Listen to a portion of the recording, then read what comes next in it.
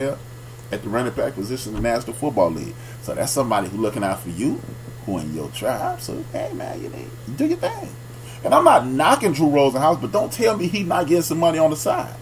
Don't tell me that's not the case. Please, please, James Brown, please miss me with that nonsense. I ain't trying to hear it, man. I'm not trying to hear it. Y'all know. Hey man, you can either listen to HRap and go, man, that makes sense, or you can go, oh man, how he know? And then just sit back and think about it. Let it marinate, man. Let it marinate. It's just strange. It's just strange. You know, everybody mad at AB for looking out for himself. How can you possibly be a human being and be mad that an employee is looking out for himself? Sports is the only venue in the history of the earth that work it. Devontae Freeman, thank you, Mo. Woo, look at this dude twice in a row. He might get that whack off his name. I doubt it. This is an outlier. He will be whack Mo before the evening is over. Trust me, I know this guy. He's a jerk. But it's just, man, it's just look at the situations, man. You know, I don't need. I could drink some. Look, I could drink Kool-Aid, some red Kool-Aid. Ain't no cherry and strawberry. It's red.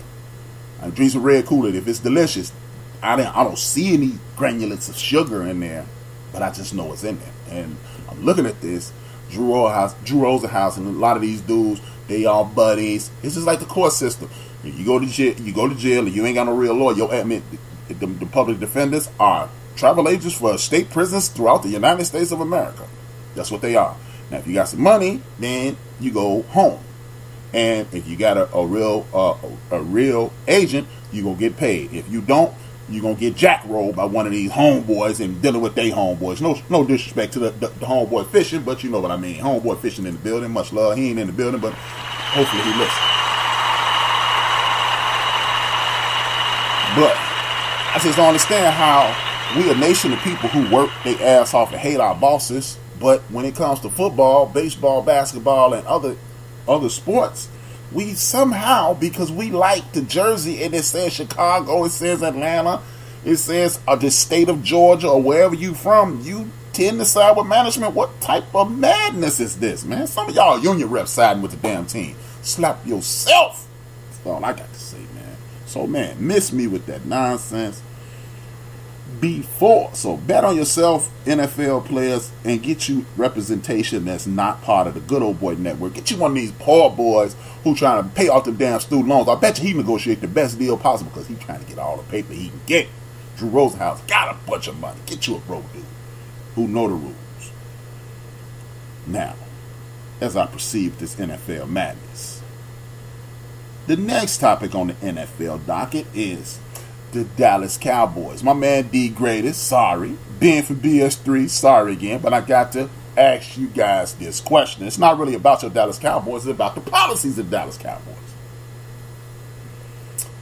You just made a trade for Robert Quinn because you're trying to get DeMarcus Lawrence, and I got a couple questions. First and foremost, why are you not, as a Dallas Cowboy organization, going to Dak Prescott and Ezekiel Elliott right now, signing them up now before the market is elevated, and then you got them paid through the nose? Question number one. That's what Jerry Jones usually does, from my recent memory. I could be wrong, but he usually gets things done sooner versus later. So, because when the price goes up, he ain't got to deal with the inflated price. You already in Dallas, so you know. I don't know for certain, but again, I ain't got no proof, but I know Ezekiel Elliott and Dak Prescott on 1.5 million billboards and commercials in the state of Dallas or in the state of Texas, in the city of Dallas, and they're making a whole lot of money doing it. So pay them early so you don't have to pay more later. Again, I don't know, but the second question is this. How in the hell is Robert Quinn going to ever play for your team? For those who don't remember, Robert Quinn is a defensive lineman that played for the Miami Dolphins.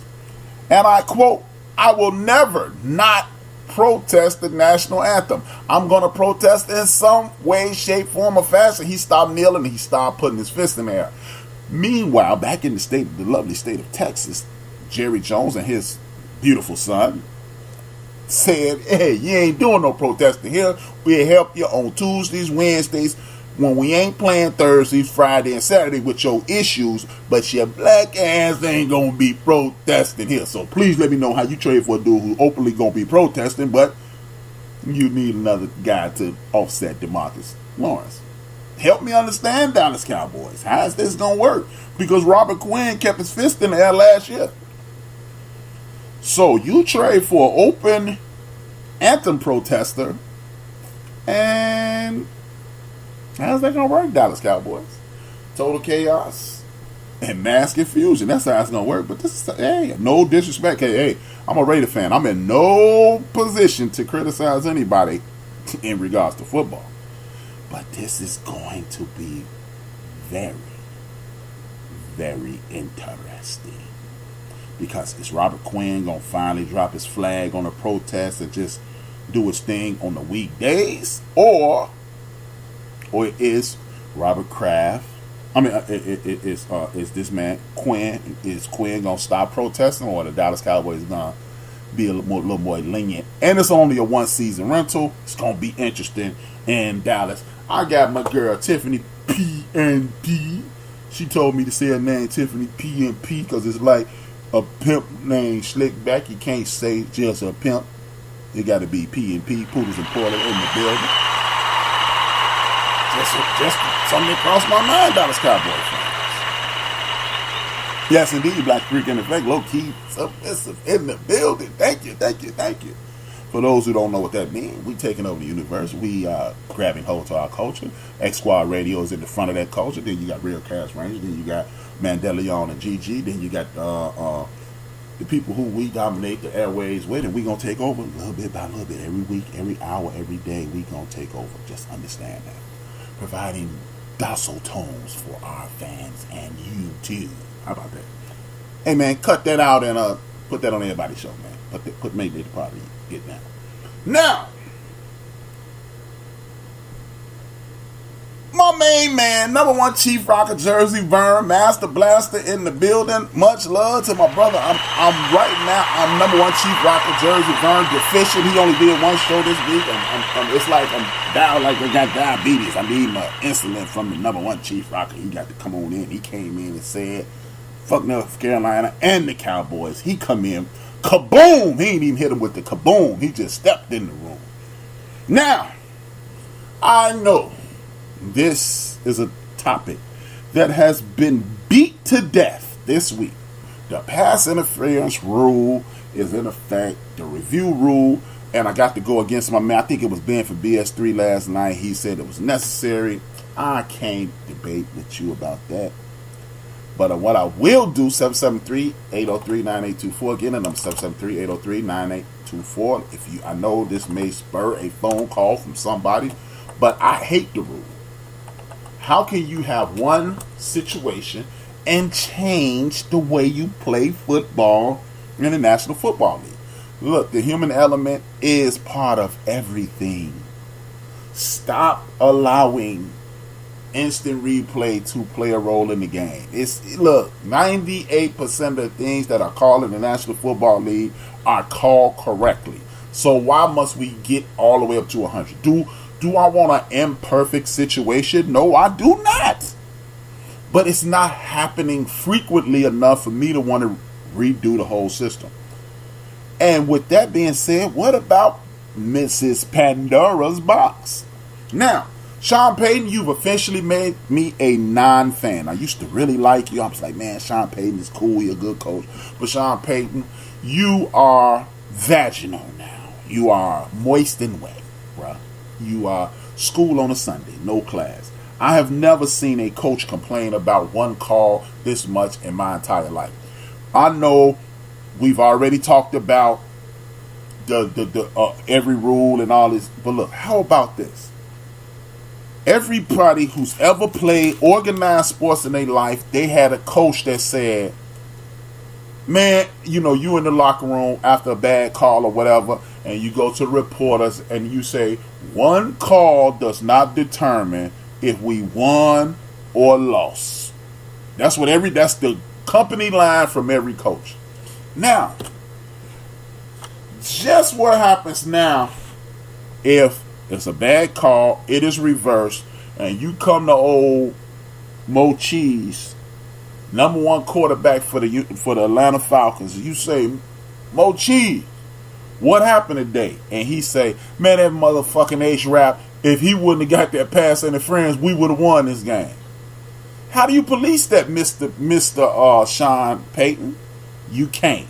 Now, HRap in the locker room wanting to hit Mo in his head with the damn helmet. And you got a real issue now. Not to mention the pass interference at the end of the game. So we down 6. I'm just going to tell my quarterback, I'm going to get the quarterback with the strongest arm. You throw this shit in the end zone, everybody jump up. It's going to be pass interference. And that game's going to be ended like that. This is why you don't knee-jerk and change a rule. Because it does nothing for the game.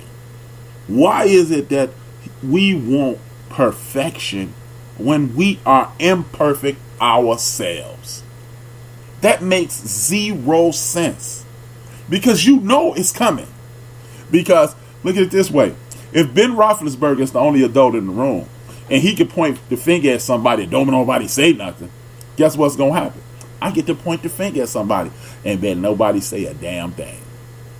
If Ben Roethlisberger wouldn't have threw that interception, if this guy wouldn't have threw that, I'm telling you, you don't want to go. This is a dark, windy road, and nobody really wants to be on it. One pass should not change anything. HRap, I had a dinner appointment. I had to get some dinner work. I can't talk that good. Damn. Hope, man, feel better, number one, Chief Rocker, man. Chief, feel better, brother. I know how it is. But you got to keep them teethus in order, brother. Not teeth, y'all. Teethus. That's more than one tooth. Teethus. You got 32 teethus in your mouth. One tooth. Yeah, I know it ain't right, but it's right for me.